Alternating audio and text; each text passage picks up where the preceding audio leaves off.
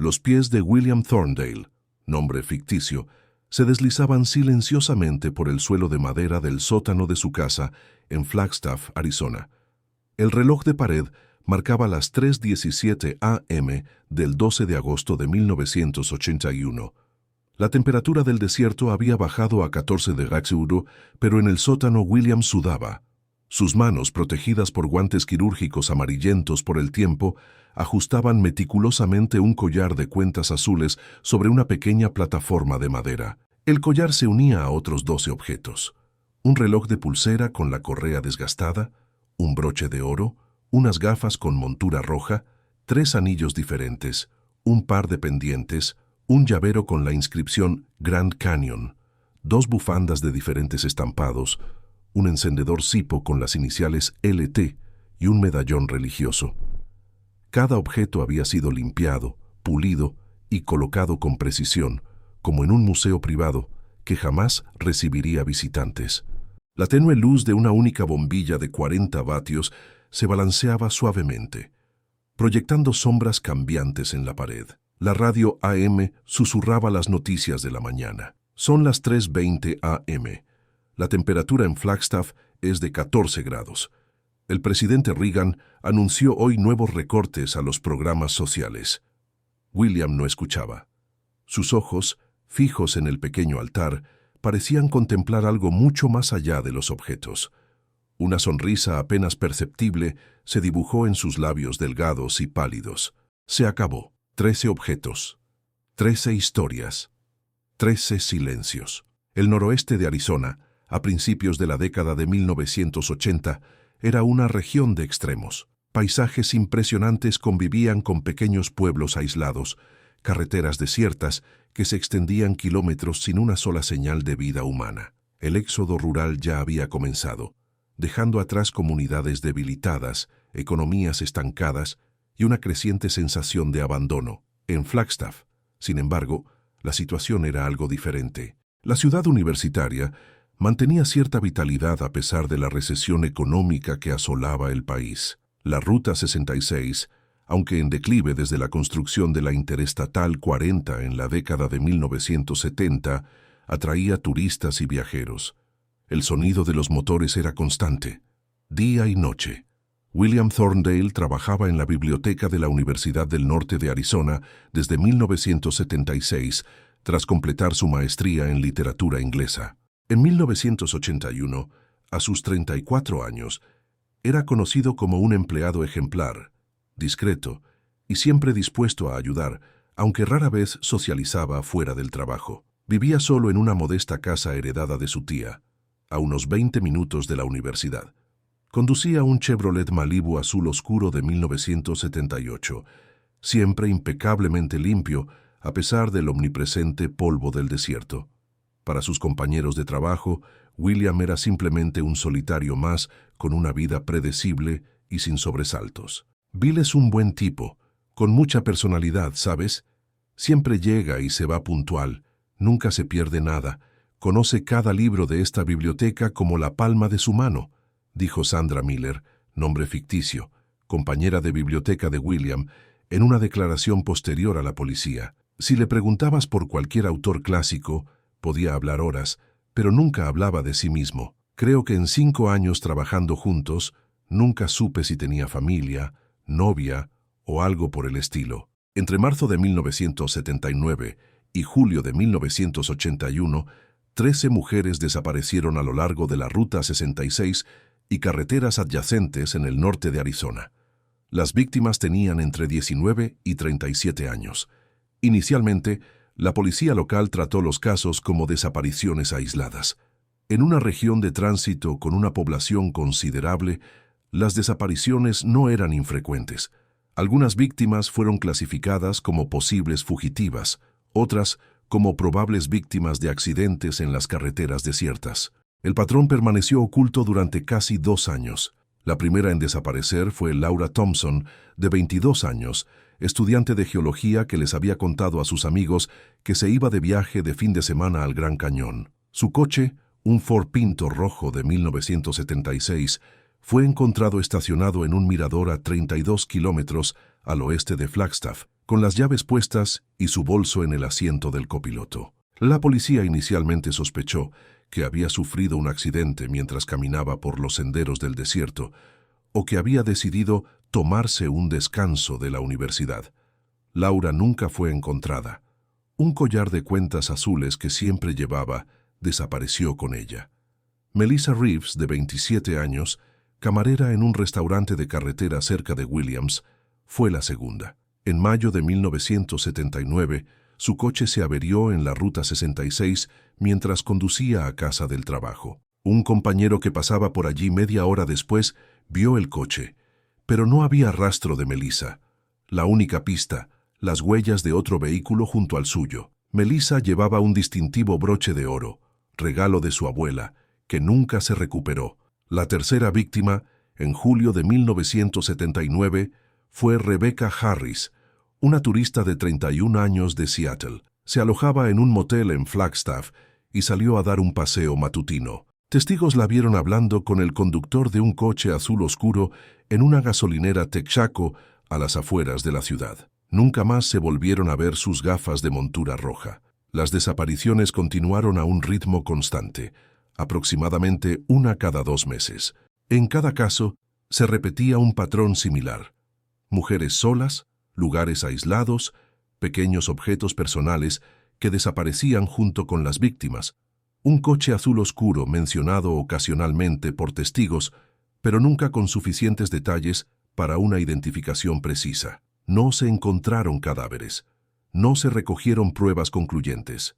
Las familias de las víctimas expresaron con frecuencia su frustración por lo que consideraban una falta de esfuerzo por parte de las autoridades locales. «Mi hija no era de esas personas que se escapan sin más», insistió Thomas Harris, padre de Rebecca, en una entrevista con el Arizona Daily Sun en octubre de 1979. La policía insiste en que podría haber hecho autostop a Las Vegas o Los Ángeles, que parecía de ese tipo. ¿Qué tipo de persona es esa? De la que desaparece sin llevarse la maleta, sin sacar dinero de su cuenta bancaria, sin llamar a los padres a los que llamaba todos los domingos sin falta. En diciembre de 1980, tras la desaparición de la 10ª víctima, el FBI finalmente intervino. El agente especial Robert Calloway fue asignado para dirigir la investigación. Con amplia experiencia en homicidios en serie, Calloway reconoció de inmediato lo que las autoridades locales habían pasado por alto: un patrón claro y preocupante. Tenemos 10 mujeres desaparecidas en una zona relativamente pequeña durante un periodo de 21 meses, explicó Calloway en su primera reunión con el equipo local. Todas desaparecieron en circunstancias similares, estaban solas en lugares aislados. En 7 casos se menciona un coche azul oscuro. En todos los casos, un objeto personal específico desaparece con la víctima, mientras que otros objetos de valor quedan abandonados. No se trata de desapariciones aleatorias, se trata de un depredador organizado, metódico y paciente. La investigación cobró nuevo impulso. Los agentes revisaron cada escena, entrevistaron a los testigos y crearon un perfil del sospechoso. El patrón apuntaba a un lugareño, alguien que conocía bien la zona, probablemente con un trabajo estable y respetable, e inspiraba confianza a primera vista. Alguien invisible por su popularidad. Mientras tanto, William Thorndale mantenía su rutina. Se despertaba a las 6:00, preparaba café, leía el periódico y salía a trabajar a las 7:30. Llegaba a la biblioteca puntualmente a las 8:00 y salía a las 5:00. Los martes y jueves paraba en el supermercado de regreso. Los sábados lavaba su Chevrolet Malibu en el patio trasero. Cada pocas semanas, generalmente los viernes por la noche, conducía largas horas por las desiertas carreteras de Arizona. Para despejar la mente, les decía a los pocos que preguntaban. Dedicaba las tardes en casa a la lectura, a organizar meticulosamente su colección de libros raros y, cada vez más, a pasar largas horas en el sótano. El altar del sótano comenzó siendo algo sencillo, un pequeño pedestal de madera construido por William, sobre el cual colocó el collar de cuentas azules de Laura Thompson. Tras la desaparición de Melissa Reeves, el broche de oro se unió al collar. El altar fue creciendo gradualmente, adquiriendo complejidad. William añadió pequeñas luces, Creó diferentes niveles para los objetos y colocó espejos estratégicamente para multiplicar las imágenes. Cada adición fue planificada con sumo cuidado. Cada objeto tenía su lugar específico, su propia historia que William repasaba mentalmente mientras realizaba su ritual nocturno. En febrero de 1981, tras la desaparición de la 11ª víctima, Catherine Morris, una enfermera de 33 años, cuyo coche fue encontrado con una rueda pinchada en la carretera a Sedona, William comenzó a escribir un diario. En un cuaderno de tapa dura, con su caligrafía meticulosa, no registraba los detalles de los crímenes, sino sus impresiones sobre los objetos que coleccionaba. La bufanda verde de KM tiene un persistente aroma a lavanda, incluso después de varios lavados, escribió en una entrada fechada el 17 de febrero de 1981. La contemplé durante 3 horas esta noche. El diseño de las flores me recuerda a los jardines de Kew que visité de niño. Hay una precisión matemática en la disposición de los pétalos que contradice la naturaleza aparentemente caótica de las flores. Esta es la verdadera belleza, el orden que subyace al caos, la estructura que solo se revela a los observadores pacientes. A medida que aumentaba el número de víctimas, las entradas del diario se volvían más elaboradas, más abstractas. William escribió extensamente sobre la energía de los objetos, sobre cómo parecían comunicarse entre sí al colocarlos en el altar. En varias entradas mencionó que podía oír a los objetos cantar al unísono mientras dormía. La 13ª y última víctima fue Amanda Collins, de 24 años, estudiante de posgrado en antropología de la Universidad del Norte de Arizona. El 11 de julio de 1981, Amanda visitó la biblioteca para investigar material para su tesis sobre los rituales funerarios de las culturas indígenas americanas en el suroeste de Estados Unidos. Según los registros de la biblioteca, William Thorndale la ayudó a encontrar varios libros raros sobre el tema. Fue vista saliendo de la biblioteca alrededor de las 7:00 p.m., 1 hora después del cierre oficial, acompañada por un hombre que los testigos identificaron posteriormente como William. Su auto fue encontrado en el estacionamiento de la universidad al día siguiente, pero Amanda nunca regresó a casa. Un medallón religioso que siempre llevaba desapareció con ella. El avance del caso surgió de una fuente inesperada. El 15 de agosto de 1981, 3 días después de que William terminara su altar con el medallón de Amanda Collins, su vecina, Eleanor Simmons, de 71 años, notó algo extraño. Viuda e insomne, Eleanor solía observar el vecindario por la noche desde la ventana de su dormitorio. Durante más de 2 años había notado un patrón. En ocasiones, el coche de William salía tarde por la noche y regresaba al amanecer. A la mañana siguiente, siempre lavaba el coche, incluso si lo había lavado el día anterior. En aquel momento me pareció extraño, pero ¿quién soy yo para juzgar los hábitos de un soltero?, explicó Eleanor más tarde. Pero esa noche de agosto vi algo diferente. Estaba sacando algo del maletero, parecía pesado. No dejaba de mirar por encima del hombro como si temiera ser observado. Y entonces me di cuenta, era el medallón de la niña desaparecida. Lo vi brillar a la luz de la farola cuando lo sostenía. Mi nieta tiene uno igual, de Nuestra Señora de Guadalupe. No es un objeto común. Y recordé que el periódico había mencionado un medallón así al describir las pertenencias de la niña desaparecida. Eleanor llamó a la policía a la mañana siguiente. Al principio, el agente que respondió se mostró escéptico. Pensó que era solo otra anciana solitaria que buscaba atención. Pero cuando Eleanor mencionó el medallón específico y el patrón de comportamiento de William, las noches previas a las desapariciones reportadas, el agente le comunicó la información al agente Calloway. La coincidencia era demasiado fuerte como para ignorarla. Una rápida comprobación confirmó que William Thorndale conducía un Chevrolet Malibu azul oscuro de 1978. Trabajaba en la biblioteca donde Amanda Collins fue vista por última vez. Y al investigar sus antecedentes, los agentes descubrieron algo aún más inquietante. William estaba fuera de servicio o se había tomado un día libre por motivos personales en cada una de las 13 desapariciones. El 17 de agosto de 1981, el agente Calloway obtuvo una orden de registro para la residencia de William Thorndale. El allanamiento estaba previsto para la mañana siguiente, cuando William estaría en la biblioteca, a las 9:37 am. Del 18 de agosto, equipos del FBI y la policía local entraron en la casa, aparentemente común y corriente, ubicada en un tranquilo barrio de Flagstaff. La casa estaba impecablemente organizada. Los libros en los estantes estaban alineados por altura y color. Los platos limpios estaban apilados con precisión milimétrica. La ropa en el armario estaba organizada por tipo y temporada. Nada parecía fuera de lugar. Nada parecía sospechoso, hasta que se abrió la puerta del sótano. En mis 23 años de carrera en el FBI, nunca había visto nada igual, relató Calloway más tarde. El sótano se había transformado en una especie de santuario o museo.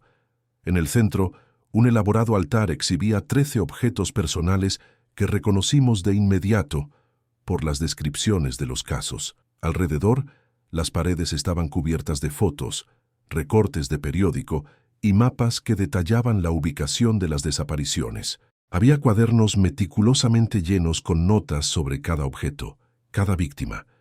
Pero lo más inquietante fue la ausencia total de violencia explícita.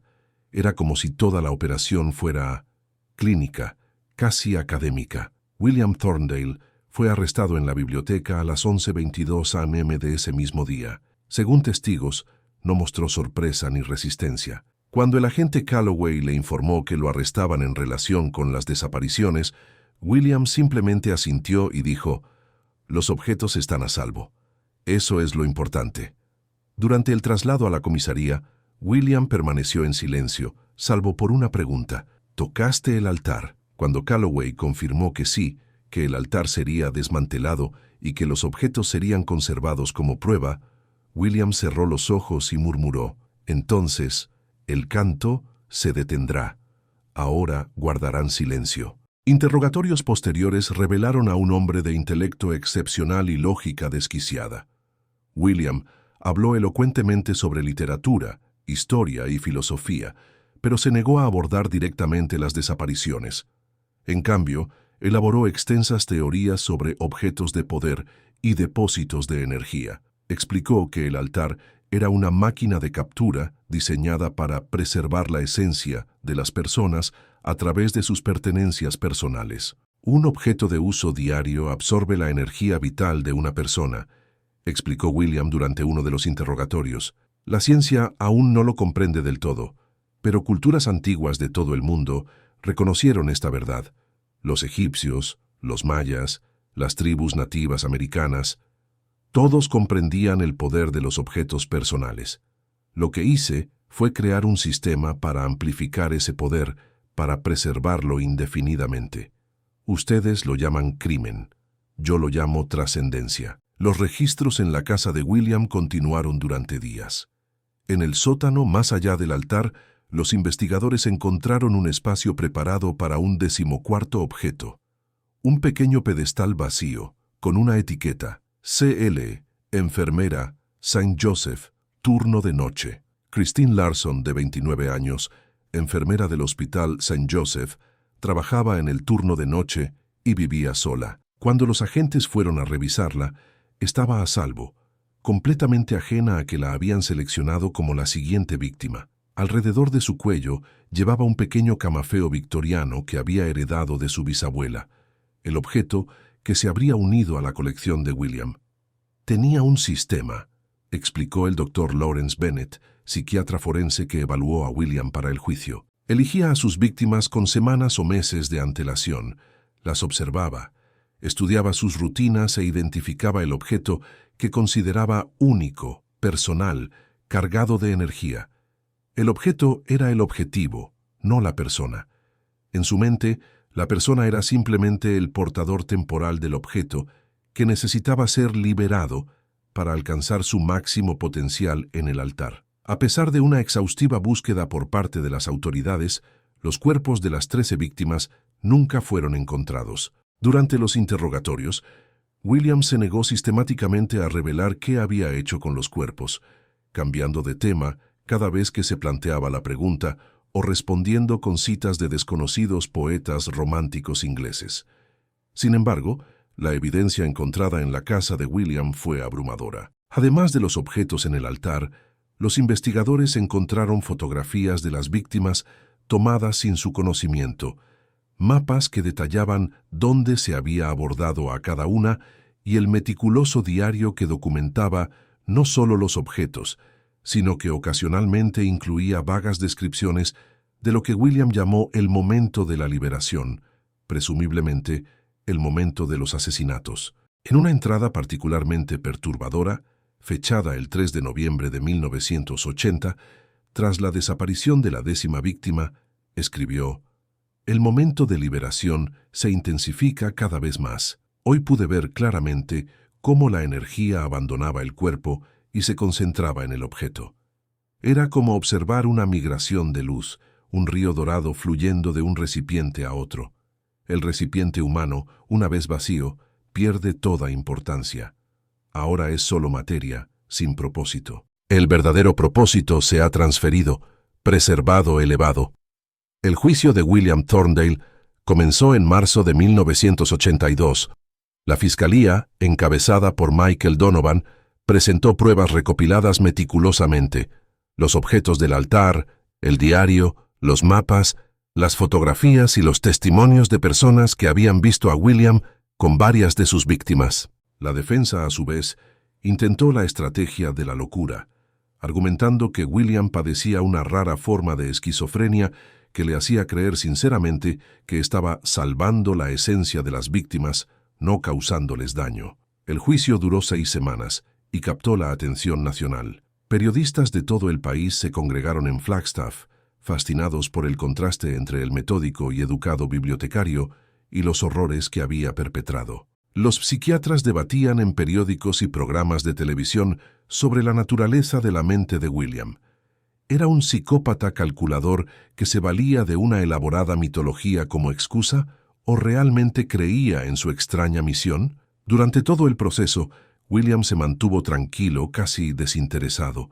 Observó el proceso con una distancia clínica, tomando notas ocasionalmente en una pequeña libreta que los guardias le habían permitido conservar. Cuando fue llamado a declarar, habló durante horas sobre su teoría de los objetos de poder, sin admitir nunca directamente haber matado a nadie, pero tampoco negarlo jamás.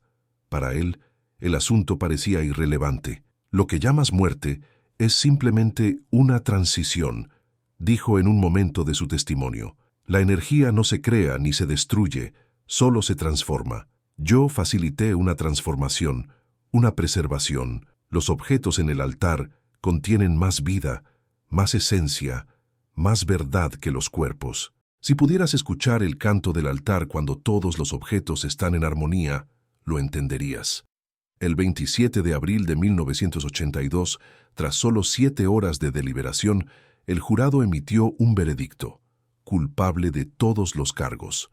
William Thorndale fue condenado a muerte por inyección letal por el estado de Arizona. Las familias de las 13 víctimas expresaron una mezcla de alivio y frustración tras la sentencia. Alivio al saber que el responsable de la desaparición de sus seres queridos comparecería ante la justicia. Frustración por no haber recibido nunca respuestas concretas sobre el paradero de los cuerpos, negándoles la posibilidad de un funeral digno. «Se llevó a mi hija y ahora se niega a decirnos dónde está», lamentó María Collins, madre de Amanda, la última víctima. «Incluso ante la muerte, sigue ejerciendo poder sobre nosotros. Es una crueldad más que nunca terminará». Durante los siguientes 10 años, a medida que avanzaban las apelaciones legales de William, numerosos investigadores, periodistas e incluso psiquiatras intentaron persuadirlo para que revelara la ubicación de los cuerpos.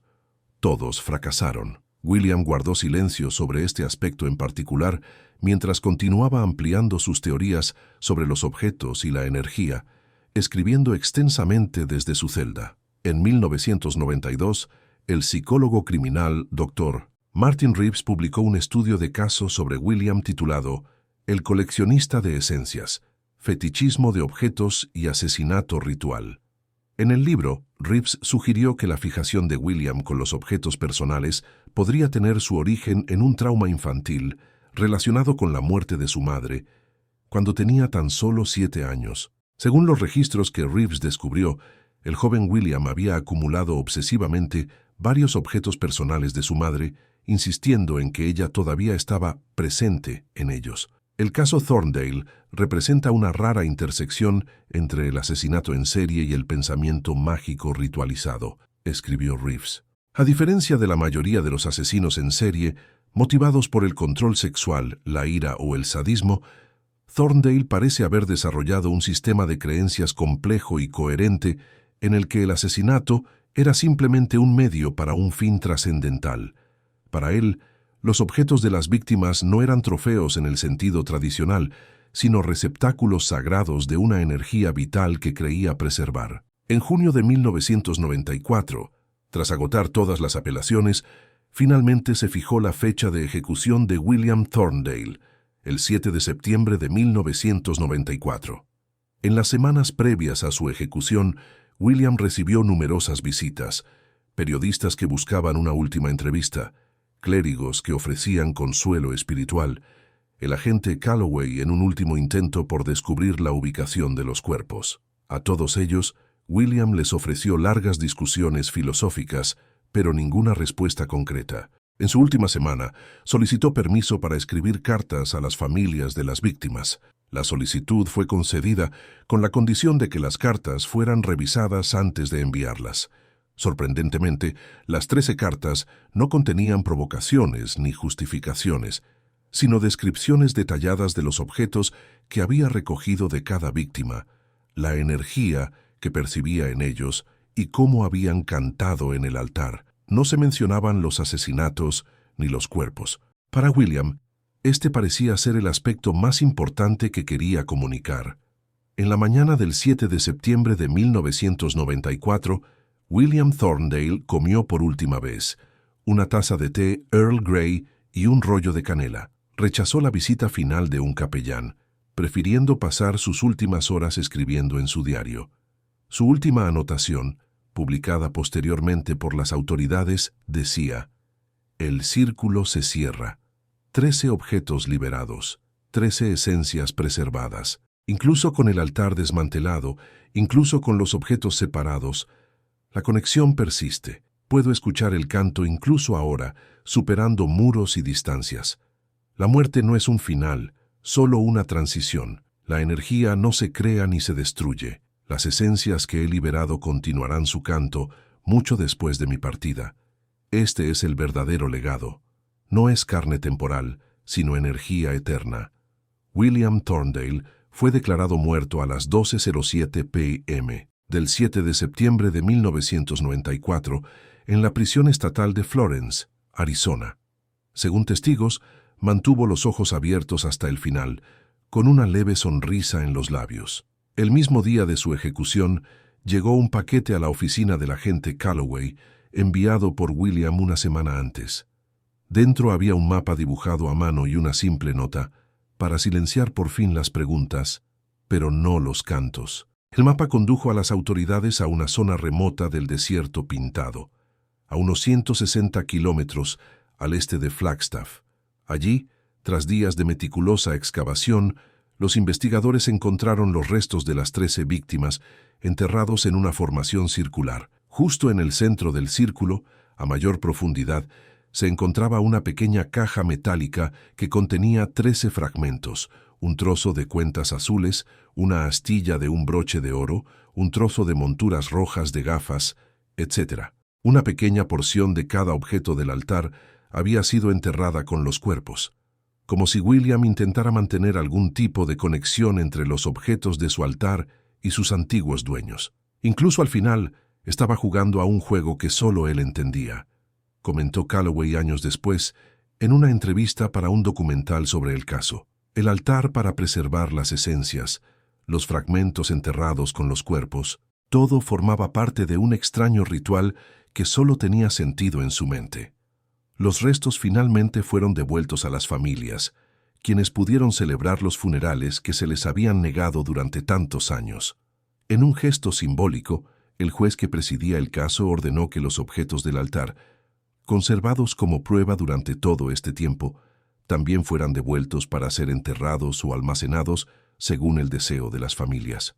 Algunos optaron por enterrarlos junto con los restos de sus seres queridos. Otros prefirieron conservarlos como recuerdos tangibles. En los años siguientes, el caso Thorndale se convirtió en tema de estudio en academias de policía, programas de criminología y cursos de psicología forense de todo el país. Sí, la combinación de meticulosidad, rituales elaborados y una mitología personal coherente hicieron de William un caso atípico entre los asesinos en serie que desafiaba cualquier categorización simple. La casa de Flagstaff permaneció vacía durante años, rechazada por los residentes locales. En 2001, finalmente fue demolida y se construyó un pequeño parque conmemorativo en su lugar. Una discreta placa enumera los nombres de las 13 víctimas, sin mencionar a William Thorndale. Por decisión conjunta de las familias, el parque se llamó Jardín de las Esencias, una referencia no a la inquietante terminología de William, sino a la esencia de las vidas truncadas, sus esperanzas, sueños y potencial perdido. El caso también impulsó cambios en las prácticas policiales en el suroeste de Estados Unidos. La incapacidad inicial para conectar las desapariciones y reconocer el patrón emergente condujo a reformas en los procedimientos de denuncia entre diferentes jurisdicciones. Se implementó un sistema regional de alerta para personas desaparecidas con características similares, lo que permitió identificar patrones con mayor rapidez. La historia del asesino del altar de Arizona, como se conoció a William Thorndale en los medios, se transformó gradualmente de un titular sensacionalista en una oscura reflexión sobre la naturaleza de la obsesión humana, los límites de la comprensión y el impacto devastador que una sola mente perturbada puede tener en tantas vidas. En la primavera de 2007, casi 13 años después de la ejecución de William, Eleanor Simmons, la vecina cuya observación condujo a su captura, falleció en su casa de Flagstaff a los 97 años.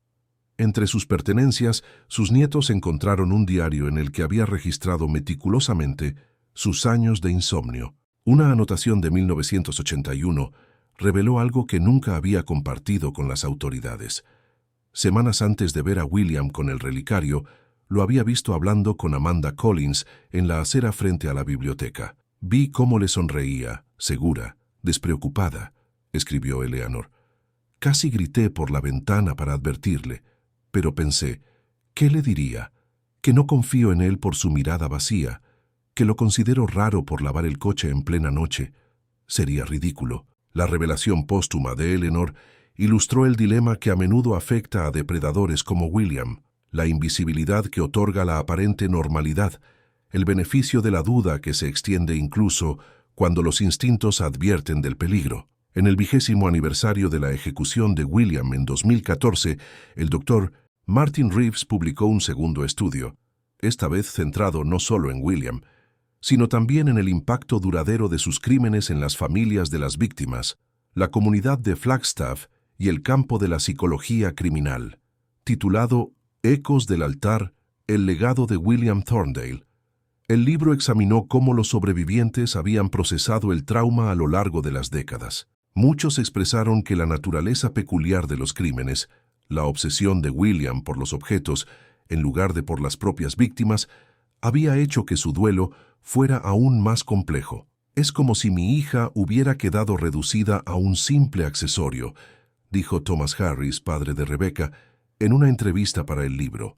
Como si solo importara por sus gafas, añade una capa de deshumanización difícil de procesar, difícil de superar. El agente Calloway, quien se jubiló en 2001 tras 35 años en el FBI, reflexionó sobre el caso que definió gran parte de su carrera. Lo que me atormenta no es solo la frialdad de Thorndale, sino lo cerca que estuvimos de perderlo. Si Eleanor no hubiera visto ese medallón, si no hubiera atado los cabos, ¿cuántos más habrían desaparecido? El altar habría seguido creciendo.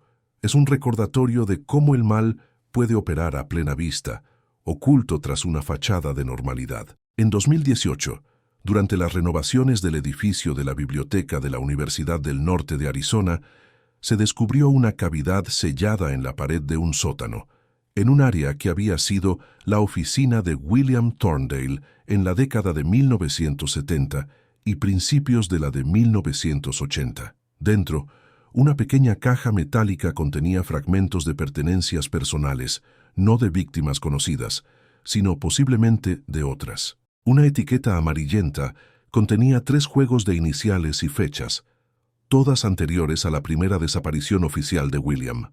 El descubrimiento reabrió inquietantes preguntas sobre cuándo William realmente comenzó su racha de crímenes y si el patrón que las autoridades finalmente identificaron fue solo la fase más visible de una trayectoria más larga y oscura.